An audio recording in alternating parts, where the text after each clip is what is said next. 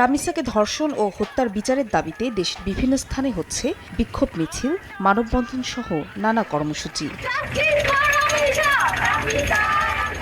শনিবার সকালে রাঙ্গামাটি সরকারি মহিলা কলেজের প্রধান ফটকের সামনে মানববন্ধন করেন শিক্ষার্থীরা। এ সময় দেশের বিচার প্রক্রিয়া নিয়ে উদ্বেগ ও ক্ষোভ প্রকাশ করেন তারা। এই দেশে আমাদের মা বোনদের কোনো নিরাপত্তা নাই, আমরা এখনই হত্যার বিচার চাই, ফাঁসি চাই আমরা।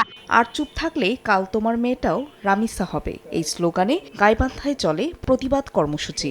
শহরের ডিবি রোড এলাকায় স্বরচিত কবিতায় রামিসা সহ দেশ জুড়ে নারী ও শিশুকে নির্যাতন ও হত্যা বন্ধ সহ দোষীদের দৃষ্টান্তমূলক শাস্তির দাবি জানান কবি ও লেখকেরা।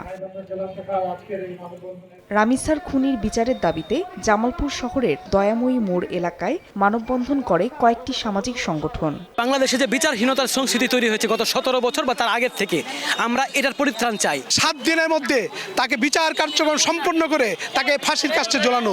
এছাড়া নেত্রকোনাতেও রামিসাকে ধর্ষণ ও হত্যার বিচার দাবিতে শহরের শহীদ মিনারের সামনে প্রতিবাদী সমাবেশ করে উদীচী শিল্পী গোষ্ঠী। মুখে কালো কাপড় বেঁধে শিশুরাও অংশ নেয়। ফাহরিয়া ফারজানা, সময় সংবাদ।